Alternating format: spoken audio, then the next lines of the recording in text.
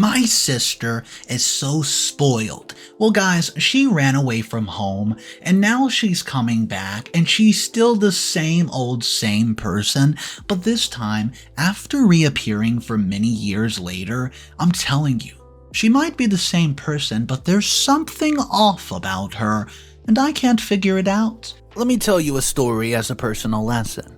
Never despise the value and effort of other people, especially when you haven't achieved anything in this life. You see, I have 4 siblings, and with me there are 5 of us. We all get along very well, except for one of the pack, Lisseth. Lisseth has always been the black sheep of the family, or rather the shiny sheep with glitter. It's well known that in the family there'll always be children with different personalities. And the twins were passionate about sports, my younger sister loved art, and that's why she entered the world of dance. I, being the oldest, tried to find my place in engineering. But it was a bit complicated, so I graduated in business administration. Lisseth comes after me in the sibling line.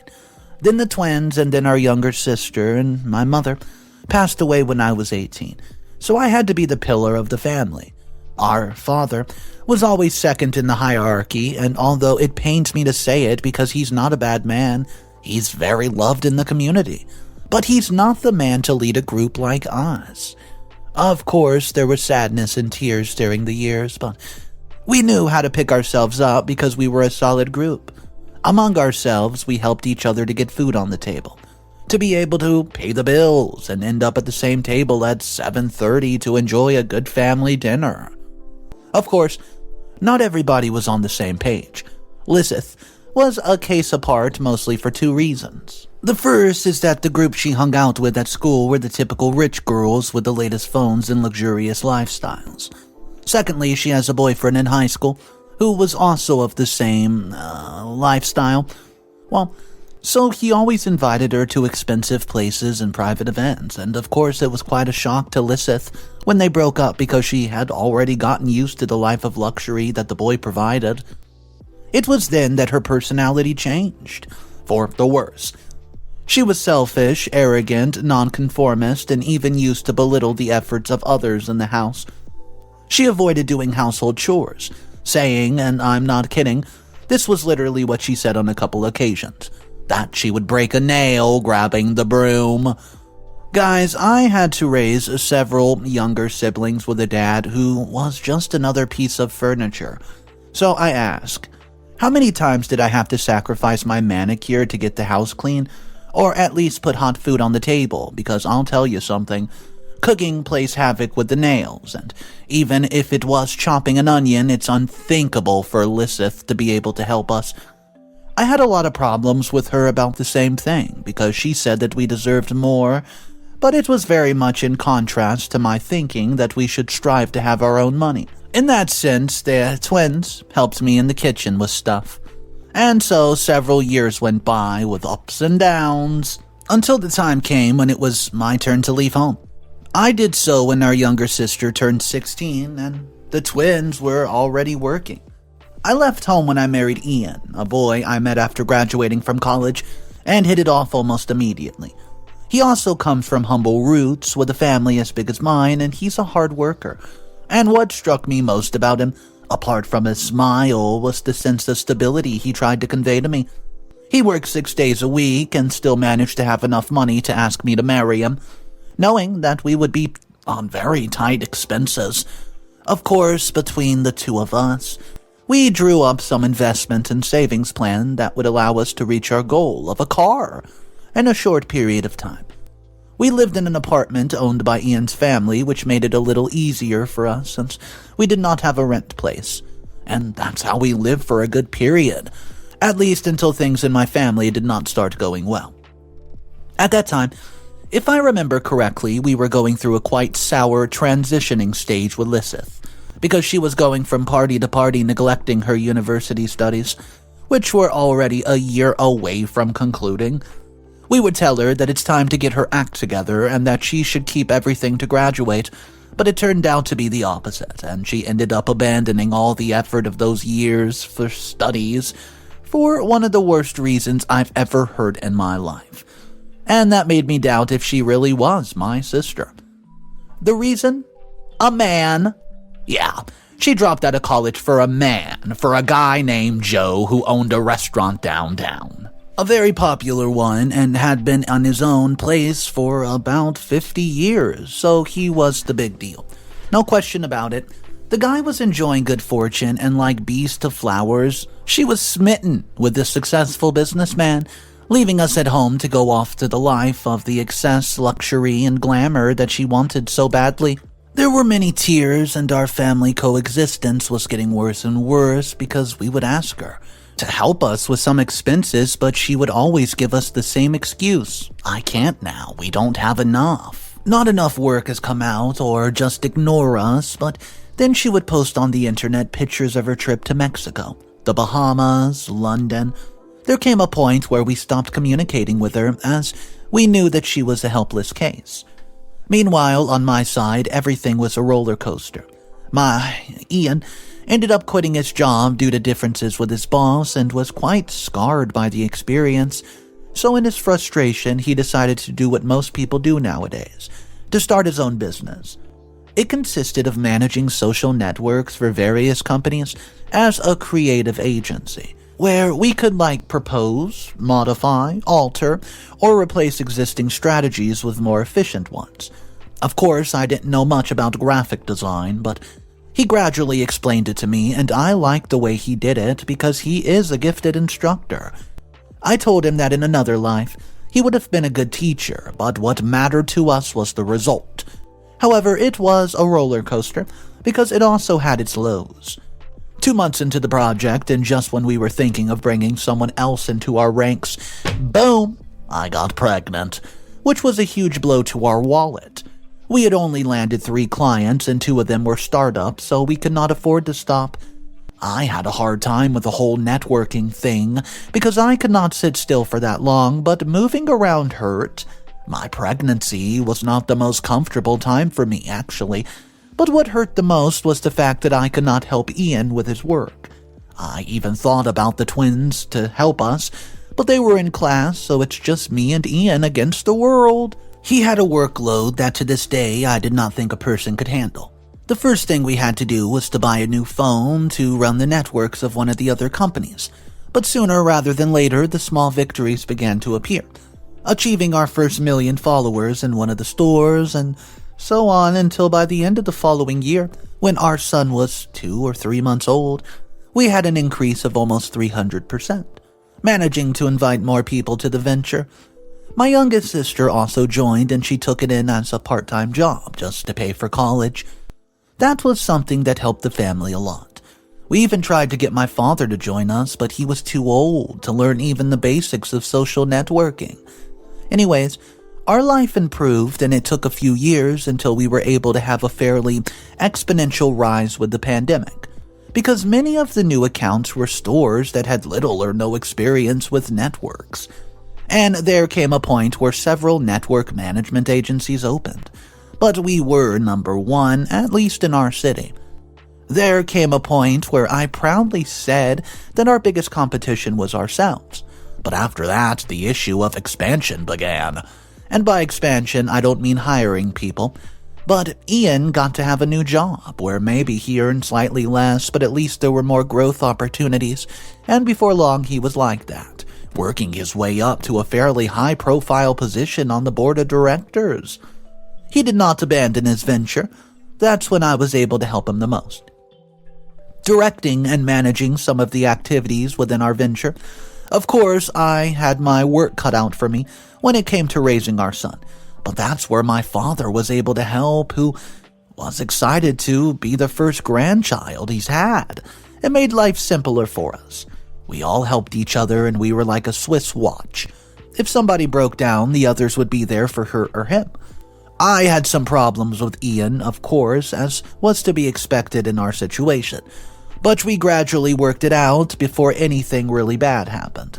And flush with all this, there was Lisseth, increasingly missing to the point where no one, not even my father, asked about her anymore at the family dinners. And we would sometimes share on Sunday and Thursdays when almost all of us were idle. Then one of the twins had a baby, and do you think she showed up when she was born? We all came to think that if we were to die, would she even come to the funeral? My younger sister stumbled upon one of her social media accounts, which was dedicated to exposing her amid her lavish lifestyle, and I swear I've never been so disgusted by someone as I was that day. Just to sum it up, her account was all about traveling, spending, shopping, makeup, fancy meals, and anything fancy enough to brag to other people about the biggest success that she had in her life: marrying somebody with money. Wow. This bothered me quite a bit because there was a time when our brother's baby came down with a terrible fever. Something that would alert anybody, but she just turned the page, or at least that's what I think. I say that because that was something that we were talking about among all of us, and she just ignored it. She preferred to set up a new post about the many people her private yacht could hold, instead of just asking if everything was okay. You don't know how embarrassed I was when our friends and other family members would see us trying to get out of the hard seasons and then ask us about Elizabeth. What could I tell them? That she abandoned us in the most selfish way possible and left us on our own devices, because believe me, I've not lacked that desire to shout it from the rooftops. The thing is that my younger sister told me a few days ago that mysteriously Elizabeth wrote to her, asking her how everything was going. There wasn't much conversation in between, but the only redeemable thing was that she was telling her that she'd probably be visiting us for the following Christmas. It's only March, so to say that at this point is too much, and although it wasn't something simple, a simple comment on the air, the truth is that it generates a bit of anxiety for me. Having her by our side translates into her showing off her life, her husband, her luxuries, while we're the ones doing the hard work to just get ahead. And I started writing all this down precisely so that if something bad happens, I can reread this and just think things through. Whether I want to or not, Lithis is still my sister, and I promised Mom that I'd take care of her, no matter what happens, even if I have to protect us from ourselves. In the meantime, I continue to work while raising our son, who will soon be moving up to the first grade, and we're very excited about that, mostly because we can keep him in school longer, and that translates into more work capacity. Ian's doing well, as he's been working his way up in the company, and in a few months he hopes to have a position that will allow us to have some luxuries, but without neglecting the family because they always come first. Update number 1. Almost a year has gone and went by as if nothing happened, and something had to happen to get me behind this keyboard again. I realize that the above note has been one of the most freelance writing occasions in my life, and it gives me more pain for the fact that once again I'm writing about the same subject again, but it's only because the rage I have is too great to be able to leave it locked up for a lifetime. And I find it quite therapeutic to finally be able to express myself without the fear of people judging me. Christmas passed, and Lizeth came back to the house with us. Oh boy, where should I start? First, she was someone else. Not the sister with long tangled hair, crooked teeth, outlandish outfits, theatrical personality. She was different. Her teeth were straight and white, her hair short and straight, and her demeanor subdued. And she wore a suit that looked as if she was going to present an Academy Award. I think I liked her personality the worst, as she tended to be like one of those unbearably rich, jet-setting women who just laughed and laughed under her breath and bowed with every word you said. Her husband, whom we had not even officially met, was a guy at least 20 years older, who looked like one of those guys who hangs around a lot of super young women at the disco, and I'm sure more than one of us thought so. Ian said that he knew the man, as he was one of the owners of some of the stores that his company managed, and that at one point they came to work in our venture. They came with a gift. While we all were giving gifts of our own, my brother and I, those of us who had children were giving things for the babies instead of something for each other. It's not that she's selfish or materialistic, but it's just she's reduced us to just having babies and that's it. She asked us about us and how Daddy was, and He treated her with the same affection as always, but him being a little older, it gives us some feeling that she approached him asking him not to leave, as she missed him as much as we did. The rest of the evening was somewhat lukewarm, as it was just her telling us about all her amazing feats, indirectly bragging to our little sister about all she's done. I know she felt a little bad deep down that she had not accomplished enough, and I felt worse when she said that she would take her to see other places for her next trip. When she left, I felt about 15 pounds lighter. I really did, although I still have some mental baggage from having to put up with her. I talked to Ian about the situation, as he's always cool-headed and the kind of scenes. He told me that he did indeed know Lysith's husband, and that man is known in the, area to have dated young girls and have marriages that were too fleeting. What's more, he was surprised that he had lasted more than a year with Lysith. He saw me very upset and told me to look at the bright side of the situation, which was that our agency was growing more and more to the level of national coverage, and that he would soon be getting a promotion at work. He told me that by March, he would be one of the department head chairs if everything went well. I don't want to make this a spousal competition or anything, but at least in the competition for the most satisfying life, I feel like I have the upper hand. Update number 2. I've never considered myself a mean person or anything like that, but when my sister came back to us bragging about her good life and knowing that maybe that could be a new habit of hers, things changed slightly. First, I'll tell you that Lysith's visits became more and more frequent, and they were always the same. She would arrive, sometimes give us a gift, sometimes not. The practice got lost over time, and started telling us about any little thing that happened to her or, what she bought. This new modality of hers had a reason for being, with a rather sad undertone, actually, but I'll tell you later how it was that I found out. Her husband rarely joined us, as he was always off at a business meeting or such, to the point where we got to teasing each other a bit that he was cheating on Lysith, or at least taking a break.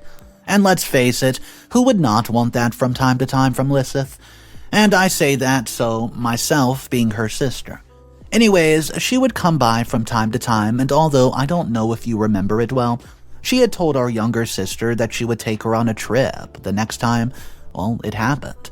Well, I informed you that not only it did not happen, but the subject was never brought up again, and it made me sad because nobody wanted to bring up the subject again to tell Lysith, hey, do you remember you promised your sister to travel? Because that would already be hitting rock bottom. Well, as it turns out, something happened that changed the balance, and it was the economic instability that occurred a few months ago in our city. Several stores closed or were acquired by major companies, and that meant 2 major changes for us. The first is that because of this, we had to sell our network and content management agency, which was acquired by some people in Wyoming. But we didn't worry too much, since some of our clients had already pulled out of the service to implement each company's own new digital marketing department. This is a practice that's emerged for a while now as a way to cut costs and have a little more creative control over the brand's graphic identity and spectrum. Anyways, that put some of our colleagues out of work and even put me out of a position. But we didn't worry so much because Ian went to have an almost stratospheric rise to the top of his company, which, by the way, required support within the marketing group, and Ian recommended me. Of course, there were some minor illegal issues because, I was his wife. But seeing the background I had on my resume, they had to be the Olympic idiots not to hire me, and I demonstrated my skills almost immediately, increasing profits by 20%, which you'll see as little, but for economic purposes of a company with increasing coverage in the country, believe me, that is not a small thing. But now you may ask yourself this. But what do these stories have to do with each other? Well, let me introduce a little thing called revenge. Sweet, sweet, sweet revenge. Long story short, the companies where we started an unprecedented expansion process, absorbing other stores and smaller companies, among those the brand company where Lysith's husband had his business, It was completely absorbed, and they did not put much stock in it as it's Lith's stories and updates. It was shown that she and her husband would be going through pretty tough economic seasons, which would entail restructuring several of the things in their business model, which I'm 100% sure her husband has never had to go through before. Our younger sister is the one who updates me on Liz's things, saying that this new side of her, more familiar and in touch with us, is because she's lost many of her friends. There's always going to be some reasons that are the same. Confusion, misunderstandings, jealousy, envy, the usual, because in Liz's world, she's the only one who can have the baton. No one else can have problems or give her opinion about hers, because as soon as you give your opinion, she'll just try to, well, I have a Colombian friend who has a good term for that, flip the tortilla, which means to turn the situation upside down. Of course, nobody wants to put up with a person like that, so they said goodbye and exasperated her from the group of friends. Friends who also had the same life as her, and who now, from their social networks, all talk about leaving the, quote, toxic people who don't contribute anything to their lives behind. Tell me, how toxic do you have to be for people who are almost clones of you to not say that you're unbearable? To anyone else, it might be pretty unbelievable, but once you get to know Lizeth, you not only understand her friend's stance, you totally support them. But since she likes to be the center of attention and always playing the victim, well, what can I say? Only this story takes a rather comical turn. And that's why I'm writing this to you, because the moment came when we, or rather I in particular, was able to have my moment in front of her, being at, well, one of the many family dinners we had. It was just to celebrate Dad's birthday, who would be turning 66, and I wanted our table to be full. So we told Lizeth to join us, and of course I'd already been in conversation with Ian, who told me some pretty interesting things about Lizeth's husband. Anyways, it was good information, but I told myself that I would use it only in case of an emergency. And indeed, the time came. Dinner was as usual, with each of us bringing something to share. Lizeth brought some generic rolls that she bought from the bakery, but we had all cooked our things separately. We had a good time with music, chit-chats, and while the kids played. By dinner time, when the little ones were asleep, we started having a few beers, and my dad was already a little drunk, but still sane enough to be able to keep on laughing loudly. I was very pleased to see him like that. In fact, it was something that we all shared that same night. However, the conversation took a turn, a bitter bit, when beer started to bring out the worst in us, and Lizeth could not come up with a better line than, "That's why I decided not to have kids, because I knew they would murder my lifestyle." Of course, my brother and I did not take it well, since we were more than happy with our kids. The atmosphere became tense, and we pointed it out to Lizeth, but she took it very badly and said that she was telling no lies. We thought the alcohol was going to her head, but as it's well known, alcohol only brings out the truth. So she started criticizing me in particular, saying that she knew well about my envy of her lifestyle and that she had no right to pick on me just because she was luckier than me. At first, I just let her vent, as I did not want to upset my father on his day, but he was already getting uncomfortable, and I knew that at any moment Ian was going to tell me to back off.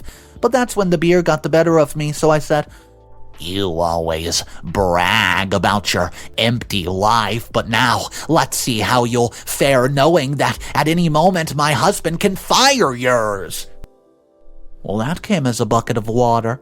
It was as if the drunkenness had suddenly escaped her. She then laughed very contemptuously, saying that made no sense, but neither short nor lazy. I set out to tell her the truth before Ian led me out of the room. I told her that his company had bought her husband's store, so he was now her direct boss, and that since her husband's branch had not been doing so well in terms of sales, he's probably going to get fired soon. She kept laughing, saying that now I've gotten to the point of having to make up lies to be able to get away with it, but like the good little devil that I am, I said, "And why don't you ask your husband to see if it's true or not?" And as it were a spell, she did the same and called her husband right then and there to ask him if everything I said was true. Look. Very seldom have I ever been so glad in this life for the misery of others. What I remember most was once when I was very little, when one of the boys who picked on me in kindergarten, after pulling my hair, fell on the floor, scraping his knees, and I think that was one of the occasions where instant karma had favored me the most, at least until now. Litha's surprised face when she heard her husband's voice slowly telling her that each word I said was true could not have filled me with more joy. Dad was a little sad about the outcome, but I didn't care about anything at that moment. Lysith took her things and left the place without saying a word. Our little sister tried to stop her, but she simply ignored it. Of course, we were all shredding tears in spurts, but deep inside I had the satisfaction that I'd finally told the show-off what we all thought of her. I told her other things too, but I don't want to write a whole book on everything I said. Talking to my brothers, I realized that I should not feel entirely guilty about what I said, since it was rather the truth, and that she had started by offending my brother and me. A week later, as a curiosity, our brother said that he was having a baby, and that if it was a boy, he would name it after our father, and if it was a girl, he would name her after me, as his major matronly figure. Needless to say how delighted and blissful I was with that, and before you ask me, well, we're still in contact with Lysith. Only she hardly ever responds.